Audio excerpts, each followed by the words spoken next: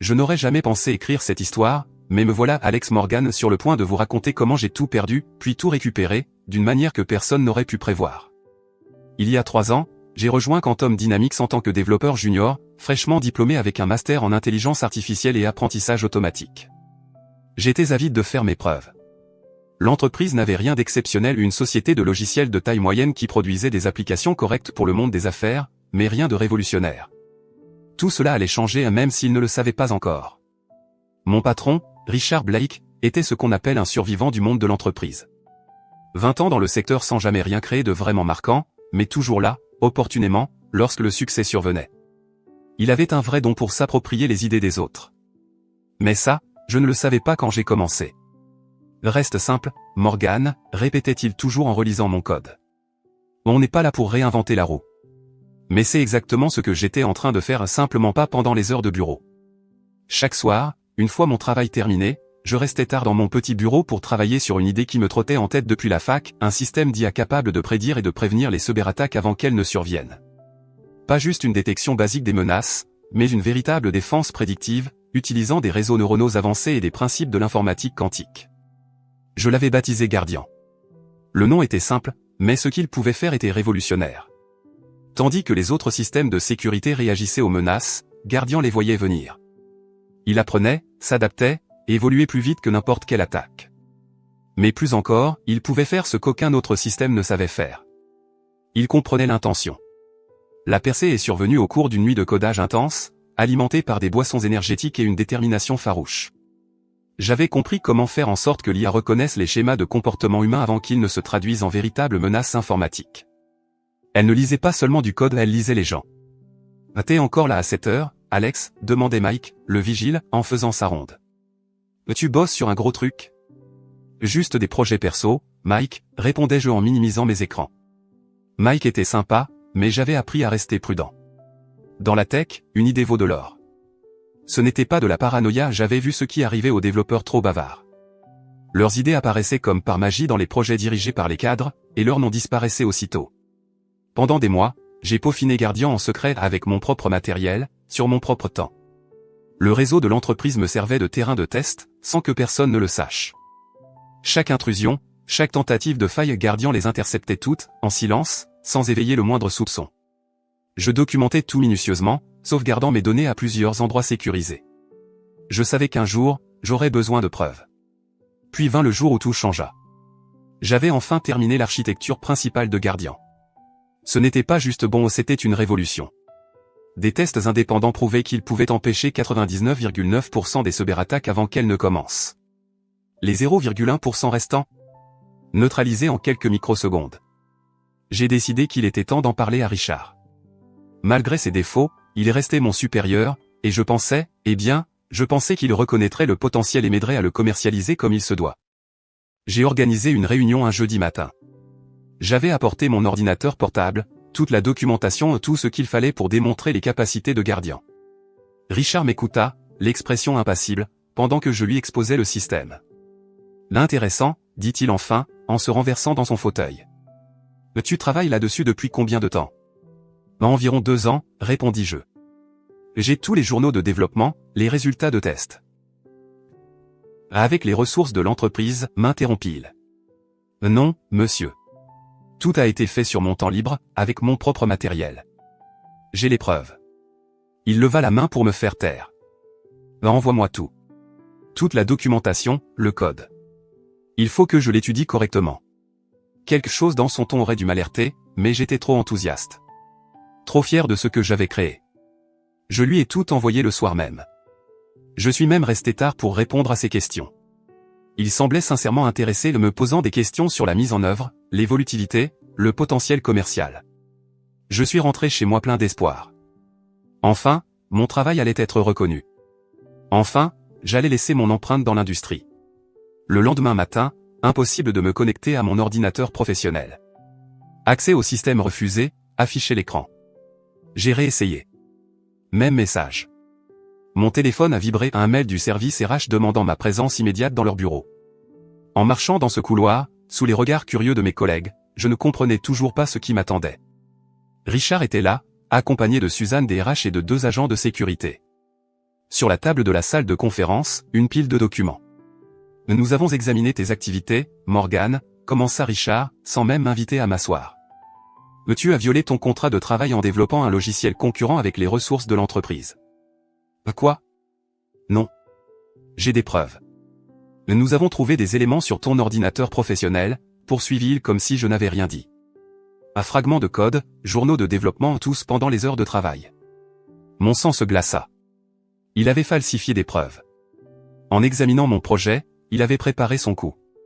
C'est impossible, commençai-je, mais Suzanne fit glisser les papiers vers moi. Voici ta lettre de licenciement, dit-elle, sans agressivité. Et un rappel de ta clause de non-concurrence. L'entreprise conserve tous les droits sur toute propriété intellectuelle développée pendant ton emploi. Vous n'avez pas le droit, commençai-je, mais Richard me coupa net. J'ai le droit. Et je l'ai fait, dit-il en souriant. Tu n'es qu'un développeur junior, Morgan. Tu croyais vraiment avoir créé ça tout seul? La sécurité va te raccompagner. Ne prends rien de ton bureau. C'est la propriété de l'entreprise. Je suis resté là, le cerveau en ébullition. 2 ans de travail. Ma découverte. Mon avenir. Tout volé en plein jour. Mais en voyant le sourire satisfait de Richard, quelque chose en moi s'apaisa. Il croyait avoir gagné.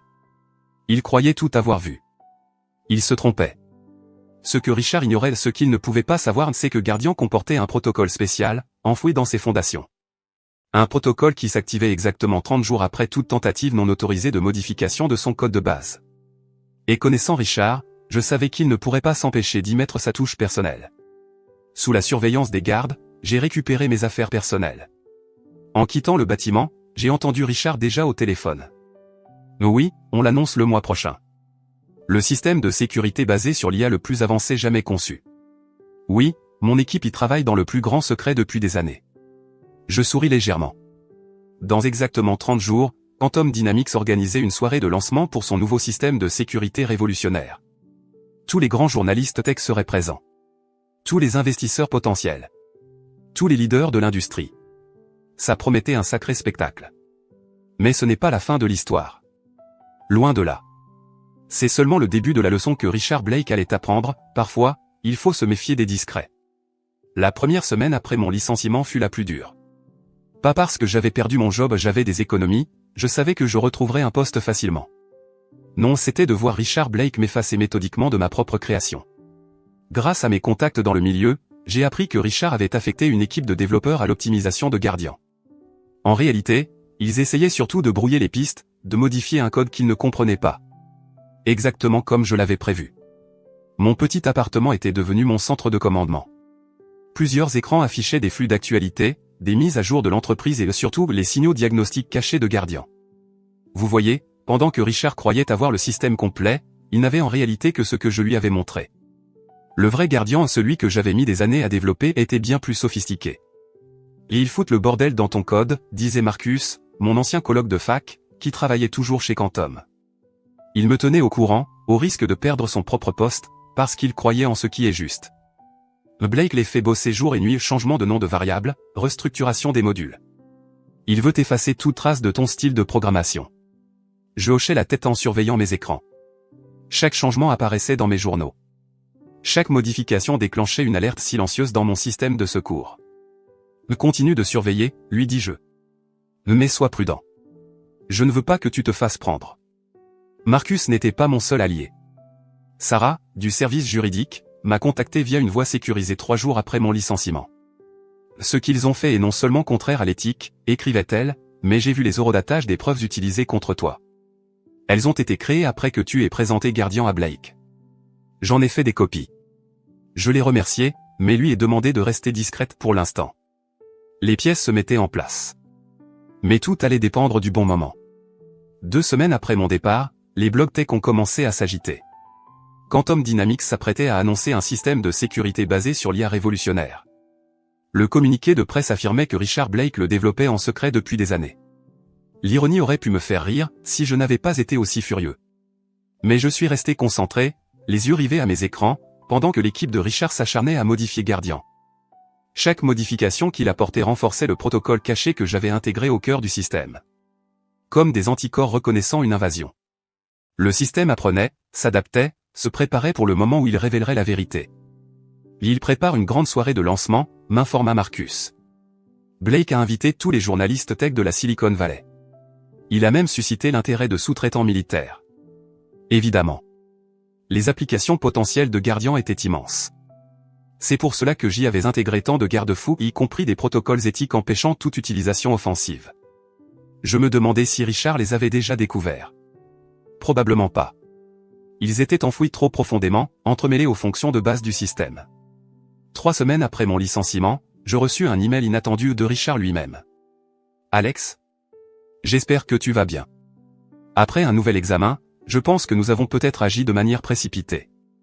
Peut-être pourrions-nous discuter d'un rôle de consultant, tes idées pourraient nous être utiles alors que nous préparons le lancement. Je devais lui reconnaître du culot. Il commençait à avoir peur. Le Guardian modifié ne se comportait pas comme prévu. De petits dysfonctionnements apparaissaient, rien de grave, mais assez pour inquiéter quelqu'un qui s'attribuait le mérite d'un système qu'il ne comprenait pas. Je ne répondis pas. Quelques jours plus tard, un autre email arriva, cette fois proposant un arrangement financier conséquent en échange de mon aide technique et d'un accord de non-divulgation. Encore une fois, je ne répondis pas. La panique de Richard me disait tout ce que j'avais besoin de savoir. Il ne pouvait pas contrôler entièrement Guardian. Blake devient parano, rapporta Marcus. Il fait bosser l'équipe le week-end, à essayer de corriger des incohérences dans le système. Plus il modifie, plus il devient imprévisible. Je souris en vérifiant mon minuteur. 5 jours avant la soirée de lancement. 5 jours avant l'activation du protocole caché de Guardian. Sarah m'envoya d'autres preuves, des documents antidatés créés par Richard, des horodatages falsifiés, des journaux de développement truqués. J'ai sécurisé des copies hors site, écrivait-elle. Juste au cas où. La dernière semaine fut la plus difficile. Observer. Attendre.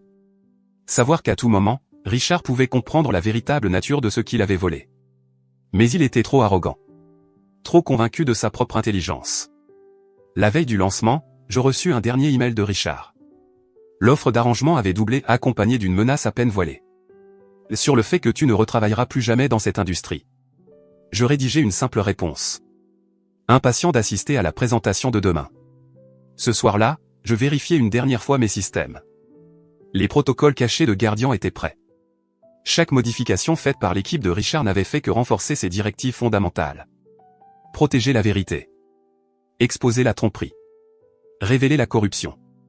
Demain, à exactement 14h30, pendant la démonstration principale devant des centaines de leaders de l'industrie, Guardian ferait exactement ce pourquoi il avait été conçu. Richard pensait présenter un système de sécurité. Il ne réalisait pas qu'il activait en réalité le protocole de détection de vérité le plus sophistiqué jamais créé. Je me couchais ce soir-là étrangement calme. Le lendemain allait soit justifier tout mon travail, soit détruire ma carrière. Il n'y aurait pas de juste milieu. Alors que je sombrais dans le sommeil, mon téléphone vibra une dernière fois à un message de Marcus. Tout est prêt pour demain. Tu devrais voir la tête de Blake quand ça arrivera. En effet. Demain promettait d'être spectaculaire. Mais pas de la manière dont Richard Blake s'y attendait. Le jour de la soirée de lancement se leva, clair et lumineux. Je regardais le direct depuis mon appartement alors que des centaines de leaders de l'industrie tech affluaient dans le tout nouveau centre de conférence de Quantum Dynamics. Richard n'avait pas lésiné sur les moyens. De gigantesques écrans affichaient le logo de Guardian et qu'il avait redessiné. Le champagne coulait à flot, et une petite armée de communicants installait les journalistes à leur place. Marcus avait mis en place un flux sécurisé pour moi, montrant la salle de présentation sous plusieurs angles. Je pouvais voir Richard dans son élément allant de groupe en groupe, serrant la main d'investisseurs et de sous-traitants militaires. Il portait un costume neuf qui valait sans doute plus que mon salaire annuel. Mesdames et messieurs, commença Richard à 14h15 précise, sous des applaudissements polis, aujourd'hui, Quantum Dynamics révolutionne la cybersécurité pour toujours. Je vérifiais mes écrans. Le protocole caché de Guardian lançait le préchauffage de ses systèmes, reconnaissant les modifications non autorisées exactement comme prévu. 15 minutes avant l'activation. Ces 3 dernières années, poursuivit Richard, mon équipe et moi avons développé quelque chose d'extraordinaire, un système de sécurité basé sur l'intelligence artificielle qui ne se contente pas de réagir aux menaces, il les anticipe. Sur les écrans géants derrière lui, l'interface de Guardian Privy. Je devais l'admettre, ils avaient bien retravaillé le visuel. Dommage qu'il n'ait pas passé autant de temps à comprendre l'architecture de base. Permettez-moi de faire une démonstration, dit Richard, se dirigeant vers un terminal. Nous avons préparé une cyberattaque simulée. 10 minutes avant l'activation. Mon téléphone vibra. Un message de Sarah. Tous les membres du conseil sont là. Les sous-traitants militaires aussi. Même la SEC est présente. Parfait. Richard était dans son show, présentant les fonctionnalités de base de Guardian. Le système déjouait les attaques simulées avec fluidité, suscitant des murmures admiratifs dans la salle. Bien sûr que ça marchait parfaitement et je l'avais conçu pour gérer des menaces bien plus complexes que ces démonstrations. 5 minutes. Mais la véritable avancée, annonça Richard, c'est la capacité de Guardian à apprendre et à s'adapter. Regardez-le reconnaître les motifs. Une petite alerte apparut dans un coin de son écran. Il hésita une seconde, puis continua, tentant de minimiser la fenêtre. Mais Guardian était en train de s'éveiller. 14h30. Les écrans géants clignotèrent. La démonstration de Richard se figea. Petit problème technique, dit-il d'un ton calme. Comme je le disais. Une modification non autorisée détectée, annonça la voix de Guardian, résonnant dans les haut-parleurs de la salle. Lancement du protocole de vérification système. Le visage de Richard pâlit. Il tenta d'outrepasser le système, mais ses commandes furent rejetées. Vérification d'identité requise, poursuivit Guardian. Analyse de l'historique de développement. Les écrans changèrent, affichant côte à côte mon code original élégant et les modifications maladroites de l'équipe de Richard. Timestamp, documentation, Comiji, tout révélait la véritable histoire du projet. Le développeur principal identifié, Alexander Morgan, déclara Guardian. Le système actuel compromis par des modifications non autorisées effectuées par Richard Blake. Des murmures envahirent la salle. Richard tapa frénétiquement sur son terminal, essayant de reprendre le contrôle. Affichage des preuves de vol de propriété intellectuelle. Les documents rassemblés avec soin par Sarah apparurent à l'écran, fichiers antidatés, horodatage falsifié, journaux de développement truqués. Puis vinrent les emails et les offres d'arrangement de plus en plus désespérées de Richard, ses menaces, ses tentatives d'effacer ses traces. Mesdames et messieurs, poursuivit la voix de Guardian.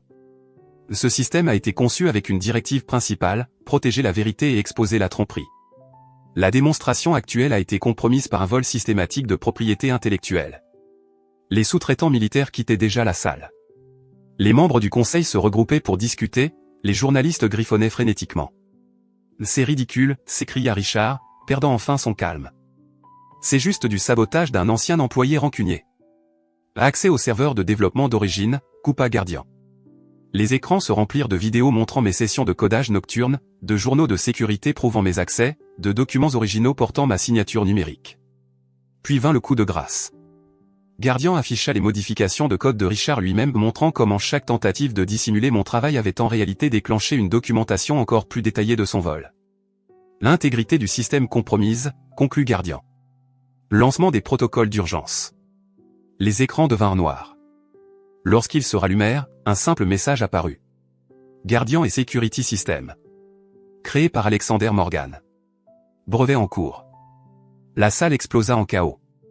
Je regardais le flux pendant que Richard était encerclé par plusieurs membres du conseil à l'air sombre. En arrière-plan, je voyais des représentants de la SEC prendre des notes. Mon téléphone vibra encore. Marcus. Tu vois ça? Blake a l'air de s'évanouir. Je voyais, oui. 3 ans de travail. Des mois de préparation. Tout menait à cet instant. Mais ce n'était pas fini. Je me levai de mon bureau, ajustai ma cravate et attrapai ma veste. L'heure était venue pour la phase 2. 20 minutes plus tard, je franchissais les portes du centre de conférence de Quantum Dynamics. La soirée de lancement s'était transformée en réunion de crise. Richard était cerné par des membres du conseil furieux et des avocats. Monsieur Morgan? Appela une voix. Je me tournai et vis Linda Shen, PDG de la plus grande entreprise de cybersécurité de la Silicon Valley. Je crois que nous devons parler des véritables capacités de Guardian. Au cours des 2 heures suivantes, je fis la démonstration du véritable potentiel de Guardian à non seulement ses fonctions de sécurité, mais aussi ses protocoles éthiques, ses capacités d'apprentissage, sa faculté à s'adapter et à évoluer tout en conservant une intégrité absolue. Richard fut escorté hors des lieux par les agents de sécurité, sa carrière en ruine. Le conseil d'administration se réunit en session d'urgence, et le soir même, je reçus une offre, la pleine propriété des brevets de Guardian, une compensation importante pour la tentative de vol, et un nouveau poste de directeur technologique avec un salaire nettement plus élevé. Mais je déclinai. L'offre de Linda Shen était meilleure, ma propre division, une autonomie complète, et une participation au capital de son entreprise. Et surtout, Elle comprenait les implications éthiques des capacités de Guardian. Un an plus tard, Guardian est devenu la référence de l'industrie en matière de sécurité IA, protégeant les réseaux tout en garantissant la transparence des entreprises. Richard? Aux dernières nouvelles, il faisait face à plusieurs procès et à une enquête de la SEC. Il s'avère que Guardian n'était pas le seul projet qu'il avait volé au fil des années. Parfois, quand je travaille tard dans mon nouveau bureau, je repense à cette soirée de lancement au visage de Richard quand il a compris ce qui se passait. Il pensait voler un système de sécurité. Mais ce qu'il a réellement déclenché, c'est le protocole de détection de la vérité le plus sophistiqué jamais créé. L'ironie? S'il avait simplement été honnête, j'aurais travaillé avec lui pour développer Guardian correctement. Mais il a choisi la tromperie. Et ce faisant, il a armé ma création contre lui-même. Aujourd'hui, les entreprises utilisent Guardian non seulement pour se protéger des menaces extérieures, mais aussi pour garantir leur intégrité interne. Chaque fois qu'il attrape quelqu'un en train de s'approprier le travail d'un autre, je souris en me souvenant du visage de Richard ce jour-là. Parce que parfois, le meilleur système de sécurité ne se contente pas de protéger des données. Parfois, il protège la vérité elle-même. Et parfois, le développeur discret dans le bureau du fond n'est pas seulement en train d'écrire du code. Parfois, il est en train de créer la justice.